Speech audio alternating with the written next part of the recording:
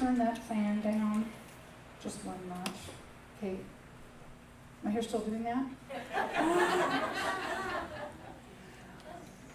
Go ahead, Sarah.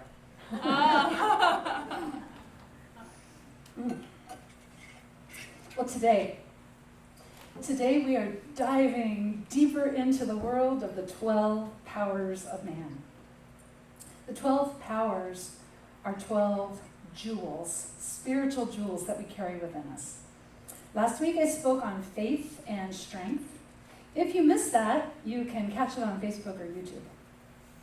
Today I will be speaking on wisdom, love, and power. Now wisdom, it's the third of the 12 powers. And I know, like when I was younger, I thought wisdom, that's when I get older and smarter, at the same time. I have more experiences, I can understand what those experiences did in my life, and offer wisdom to other people. But wisdom is actually something we always have access to. We don't have to hit a certain age to suddenly be able to have wisdom, okay? Because there's divine wisdom as one of the 12 powers, divine wisdom. We all have access to it. All we have to do is ask for it. In the book of James, it says, "If any of you lack wisdom, let him ask of God, who gives to all men liberally and with grace." We ask for something, we are given it, not just a tiny bit, we are given liberally and with grace. And grace is that quality of spirit that is anything we need in that moment. All right, so we're given it liberally. And we just have to ask, and it is given. But how often do we think about something and forget to ask? I do that all the time.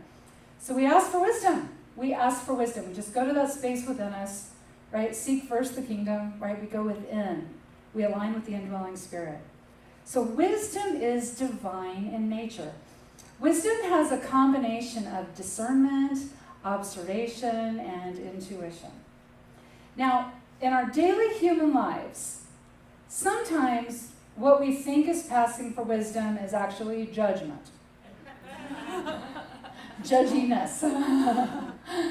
See, judgment, well, we know judgment because it always will have human judgment, not spiritual, divine judgment. Human judgment always has an element of criticism in it. It will always have an element of criticism. When we are in a judgy mood, we are basing our judgments on appearances of things and our past experiences of things and all the things we think we know, all the ways we think we know best. That's human judgment, and that is very limiting to us. When we are in a space of human judgment, we are closed-minded, which means we can't receive new information. We can't perceive things in a brighter way in our life. But wisdom is divine. Wisdom is being able to look at the same situation and realize that we don't know what we don't know. Because we really don't know what we don't know. And that should be something we think about on every situation we're tempted to judge. So wisdom allows us to be in a space where we understand we don't know what we don't know. In the book of James, he says this about wisdom. He says, wisdom that is from above, which he means from the indwelling spirit. He says it's pure. It's full of peace, and it is gentle and obedient, full of mercy and good fruits, without partiality, without hypocrisy. So wisdom is first pure. That means it is unpolluted with our ideas about what we think we know, right? How we think we know what's best, and we don't always. Wisdom is peaceful. There's no drama surrounding our wisdom, the wisdom we're receiving from Spirit. However, have you ever noticed there's always drama around judgment? There's always drama, because we think we're right. Or if we're on the other end of someone else's judgment, and they think they're right, we get all caught up in that drama too. Wisdom is gentle, okay? It's kindness, because with wisdom, we're not forcing anything on another person. Instead, with wisdom, we are living as an example of light in the body. Wisdom is obedient. Okay, wisdom follows the heart and our divine nature. Wisdom follows spirit. It doesn't get caught up in appearances. And wisdom is full of mercy. So wisdom has mercy, so we don't judge a past situation. We don't judge what brought it there. We just provide the love and support that's needed in that moment. And it is full of solutions, and there's no partiality or hypocrisy in wisdom. Okay? Now this is when we are letting our higher self, or the indwelling spirit, guide us through a situation. Because there's always going to be the element of the unknown, but when we surrender to Source, to the indwelling spirit, when we surrender to that, we don't have to know everything, because we'll be given guidance a bit at a time, just as we need it. So it can feel safer to go into judgment mode, because we're drawing on our past experiences, we're drawing on what we do know. But wisdom opens the way for us to actually do something that we've never done before, to provide something that we didn't know we had within us to provide. So wisdom, it has no criticism. That's why it feels good. That's why judgment doesn't feel good. We can feel that criticism in there, even when we're the one dishing it out. Jesus has a story I think is kind of funny about criticism and wisdom. He's talking about John the Baptist, and he says that when John would go preach, people would say about John the Baptist, this amazing teacher, they would say, he doesn't eat or drink, he's crazy. And Jesus says, and I go preach, and I eat and drink, and they say, he eats and drinks, he's a glutton. Like, there's just no making some people happy, right? Okay, so Jesus then, he said that wisdom is something that's right here. Wisdom is something we allow God to impart on us, because, the fact is some people may feel better not eating before doing something, and some people may feel better eating a little something. Some people may do fine eating pizza. Some people may not. Okay, but wisdom is about not forcing our belief on another person. Accepting what's right for us. It's okay. But we don't force it on another person. We're living as an example instead. Okay, but live as an example. Wisdom is the divine working through us. So it's always going to be for the highest good of all. Always for the highest good of all. We cannot fathom what is for the highest good of all. There's not enough brain cells for all that. Because the all, that's the all. Okay, that's the all. Okay, so wisdom is always going to be about what's right for us, what's right and good for us, what's right and good for other people. We don't always know what's right for other people. We want to just remember it's pure. Wisdom is pure. Okay, it's not polluted with our drama. And wisdom is full of solutions. Okay? So Jesus, he did a lot of healing. And sometimes other people wanted to judge the people he healed. But Jesus never judged anybody he healed. He never ever said, okay, if I do this for you, okay, are you going to stop eating so much? Are you going to stop drinking so much? Are you going to stop spending so much time on the computer?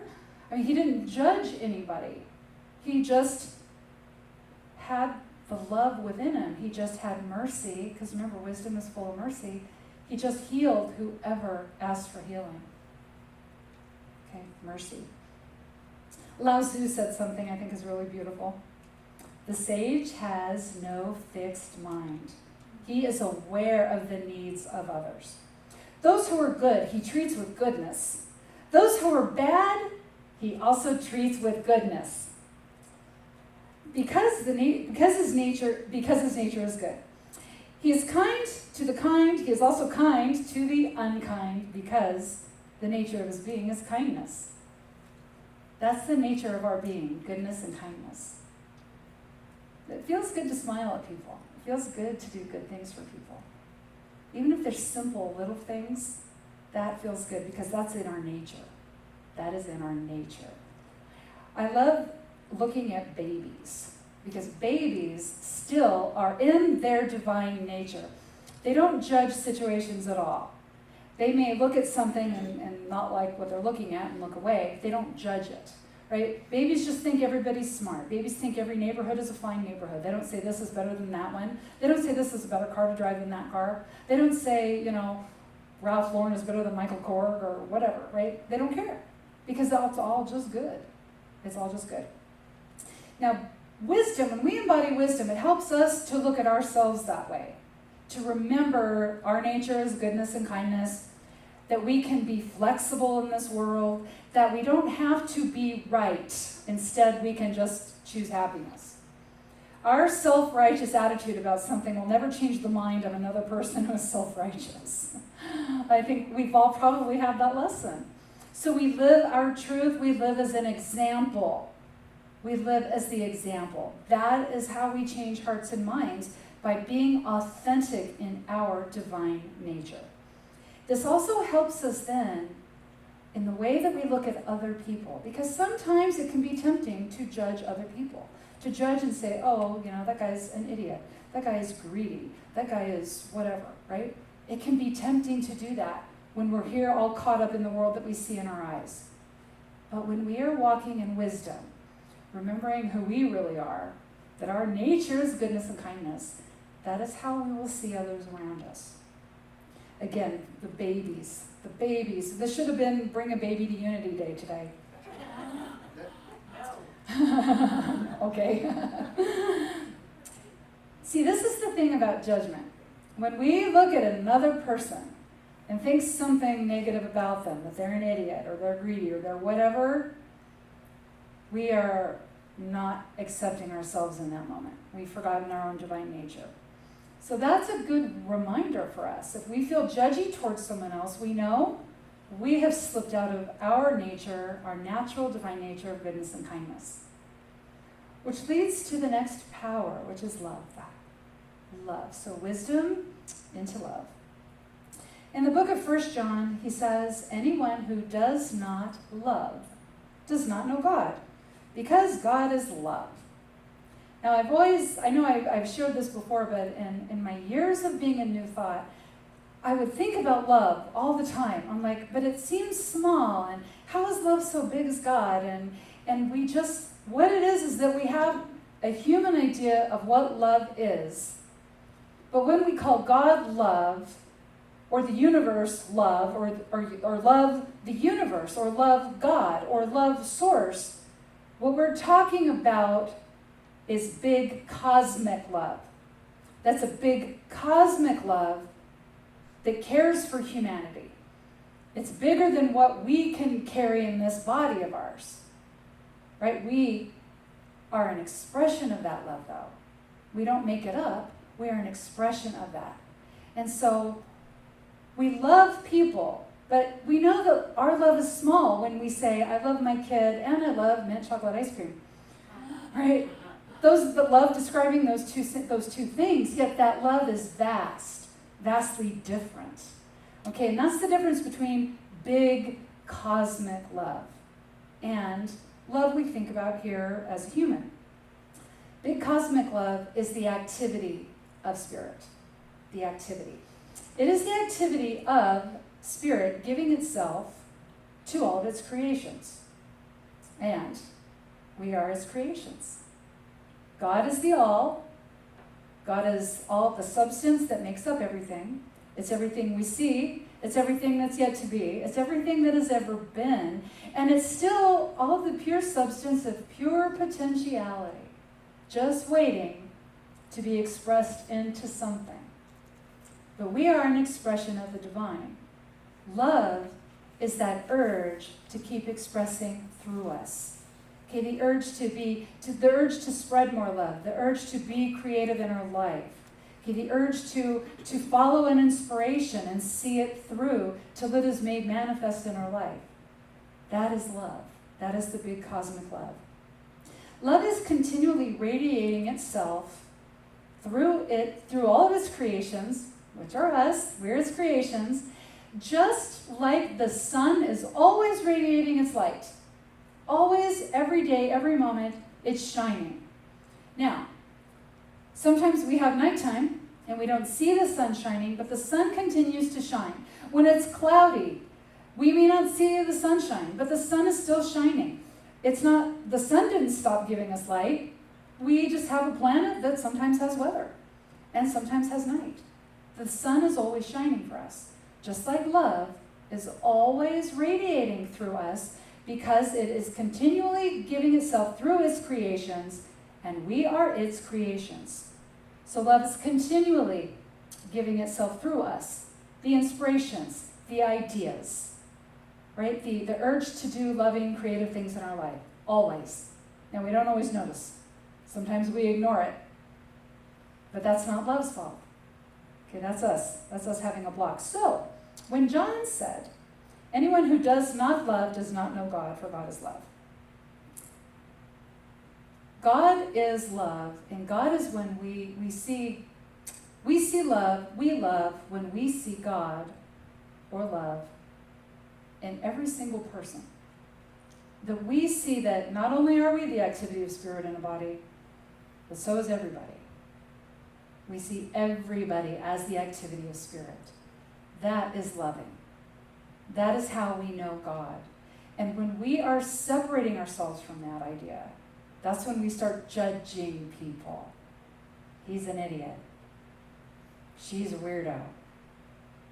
That's when we start judging people. When we don't know God, this can happen when we think of God in terms of a personality. The personality, you know that personality that's out there, long white beard, you might have seen him, right? He might come and dole out some presents or some punishment, we just never know. Okay, but that's a separate personality. And when we have that idea, we're not in alignment with the indwelling spirit within us, and then we don't have access to the jewels, to those spiritual jewels. So that is love, to know God. To love is to know God, because we're knowing that love within each and every one of us. I think love is so powerful because big cosmic love is so powerful because it helps us to understand this relationship with Source. Okay, that God is the all, Source is the all made everything, and that means me, that means you, that means me. Let's say it together. That means me. Go like this. That means me. That means me. Okay. When we have awareness of this divine activity within us, when we have that awareness, we live our life differently. We make different choices. We make choices that honor ourselves. We make choices that honor other people. We live a life with wisdom. We stop judging by appearances. Instead, we let that is within us, the indwelling spirit, we let it guide us. We let it tell us the next thing to do. We are led by love. And then that allows us to give freedom to this force, right? This force of love that brings goodness and abundance and prosperity into our lives.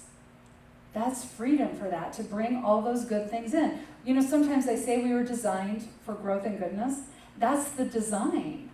That we are created from this substance, from love, and it continues to work through us to create. It's like being a hose and water can go through it all the time. Right? That's what the hose was created for, to keep showering the prosperity of water out into the yard. All right, so this love within us, it brings our good ideas to life. It brings harmony. Now, love with wisdom. We don't have to agree on everything. We don't have to believe in everything. We don't have to like everything. But we see God in everything. That's all we have to do. Just see God in everything. See that everything is the all. Everything's from the all. In the Course in Miracles, which we have Sunday mornings from 8:50 to 9:50, Lesson 60 says, I will recognize in everyone my dearest friend. That's big cosmic love. I will recognize in everyone my dearest friend. Now that brings us to the fifth of these 12 powers, which is power. And so I was thinking about this. I was like, okay, so there's the power of faith, the power of strength, the power of wisdom, the power of love, and the power of power. Kind of like, well, that's kind of, what does that mean, right? They're all power already. What does that mean? So I started thinking, as I'm reading Charles Fillmore's book on the 12 Powers of Man, I was thinking, you know what? This feels like the power of our choices. Because it's our choices that either we're making choices that honor our divine nature, or we're not honoring our divine nature, right? We have to keep choosing faith, strength, wisdom, love, and of course the rest of the powers to come. We have to choose to utilize this power. we have to choose to step into this power too, the fifth power, the power of power. So it's about purposefully choosing our 12 powers. It's about purposefully choosing to utilize our divine jewels that are within us. Because how we make choices in this world will be contingent upon what we believe about our relationship with our Creator. If we believe the Creator's out there and forgot about us and hates us because when we got up this morning, the shirt we wanted to wear wasn't clean, and so we had to iron something else, right? Why did that happen? Okay, if we're thinking that kind of thing, we're separate. We're no longer in alignment with our belief that it's an indwelling spirit that's working through us, for us, as us, that the kingdom of heaven is within us, that we have access to all that divine wisdom and guidance within us. We forget that. So, love, wisdom. We keep choosing from love and wisdom. We keep choosing to have faith. And that's when we start accessing the jewels, the 12 powers. In the book of Acts, Christ says to his disciples, and this is after his rising, right? He's all light now. He says, you'll receive power when the Holy Spirit has come upon you. The Holy Spirit is that awareness, that feeling. You might have that experience in meditation where you feel the oneness, like you feel that expansion, you feel the connection. We are immersed in love. And when we are immersed in love, we do feel oneness. And that's all love. We experience that divine power. When we have that experience, like remembering to see our dearest friend in every person, okay, that's when we are choosing from love. That's when we are letting our nature of kindness and goodness, that natural nature of ours, guide us in every step of our day and in every interaction we have with other people. It's awareness of our divine nature, the Holy Spirit coming upon us, that allows us to make those choices that honor others as well as ourselves. Now, one of the easiest ways to determine if we are in our divine power, if we're making divine choices or not, is in the words we speak. In the words that we speak on a day-to-day basis to other people, the words that we say to ourselves all the time, those stories that we tell, those words reflect what we believe about our relationship with our Creator. Okay, those words are either empowered. Okay, I will let that is within me guide me. I'll say some affirmations that make me feel really great. And I'm going to act on the intuitive guidance I get, right? Because I always receive guidance, because Spirit's always within me. Spirit's always guiding me. I am an extension of that Spirit in this world. I'm Spirit walking around in a body. Okay, that's power. But if we're saying words like, why is my life so hard? Why did this have to happen again? Why do these things always happen to me?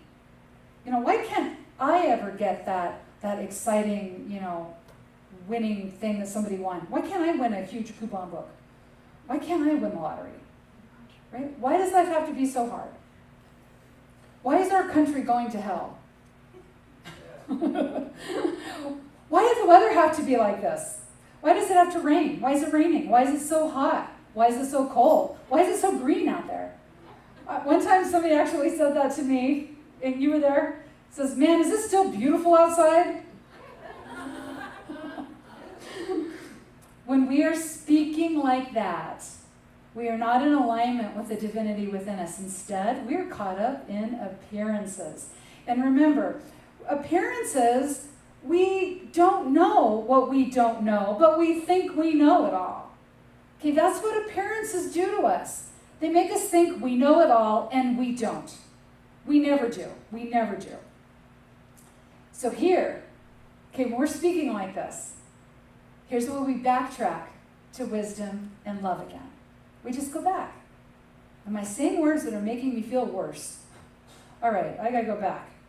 I may need to sit and breathe for a minute. Okay, I need to breathe in the Spirit, breathe it in. In the book of 2 Timothy, Paul wrote a letter to Timothy to remind him of his beautiful spiritual nature. Okay, so Paul says this to Timothy.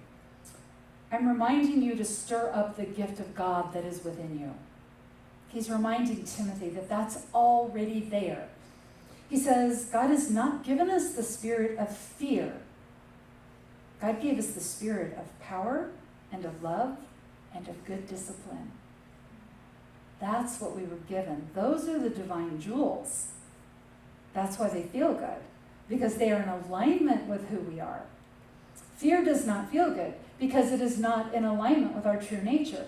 Judgment, criticism, that stuff does not feel good and feels dramatic and crazy because it's not in alignment with our divine nature. Love is in alignment with our divine nature. Good discipline. Our power, the gift of power, is our ability to stir up those gifts of God. That's the power. Stir up the gifts of God. Utilize wisdom and love. But we have to know that, right? I'm feeling horrible. I'm feeling judgy, right? Well, I'm just going to go watch Netflix. That's not what we do. We're feeling horrible. We feel judgy. We're like, wow, there's a reason for that. I need to stir up the gifts of God. That's what that's telling us. And we all have those gifts, those jewels. So we use that love. We go back to love, that creative force that is always expressing through us. That's always giving us a new idea, a new inspiration. Let's have a new experience. Let's create a new thing in our life. That's love working through us. Wisdom. Stop judging by appearance. We don't know it all. And it's okay to not know everything. Spirit has awareness of all things. And Spirit will supply us with the wisdom to be in a situation where we don't know what we don't know, which is all the time. All the time. Good discipline. You know what good discipline is? I used to hate the word discipline, but I love it now because good discipline is the power to focus back on the spiritual jewels. That's what good discipline is, right? To be caught up in this drama and say, whoa, I'm done. That's discipline. I'm done. I'm focusing back here on the jewels, on the jewels. Power without love and wisdom turns into manipulation and control. That's why when people say, oh, that guy's power hungry, because it's hunger that can't go away. Because manipulation and control have to do with the appearance of things. So we're moving pieces around out here in our life. That will never fulfill us. That will never satisfy us. That's why somebody can go on retail therapy and buy that really great fossil handbag and think, oh man, this will change my life and it's amazing and I'm going to be like a great person. And for like 2 days, the purse does the job, right? And then all of a sudden, what's back? The hollowness, the emptiness. Okay, so when we're utilizing power by trying to manipulate out here, we become hollow, right? Power comes with love and wisdom. Love and wisdom. So power is about choosing, even when things are really, really hard, to speak from the heart, to speak from love, to speak from our natural state of goodness and kindness. It is opening us to be receptive to our good, to our highest good, and to make choices that honor ourselves and others. Power helps us to not get caught in appearances. Because wisdom is always telling us that, don't get caught in appearances. But power is like, you're right, I'm done. I'm done. So we know that we are in the power of this divine self-expression because we're consciously speaking words of love, of faith, affirmation, kindness, goodness. And we know what that feels like. That feels really good. And it feels really good to be around people who speak those kinds of words. Because that goodness, that love is so powerful, it can go out and affect other people too. That's why we are love generators. We are love generaters. Lao Tzu said, if you correct your mind, the rest of your life will fall into place. Right? Just that. That's all we have to do, just correct our mind, and the rest of our life will fall into place. So wisdom, love, and power, they help us get our life back on course.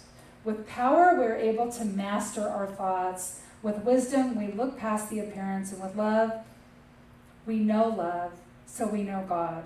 We see God in everything. We know we are the activity of Spirit. And then we choose to love, and we choose to give love. And we know love, big cosmic love, is the greatest harmonizing force in our life. The greatest.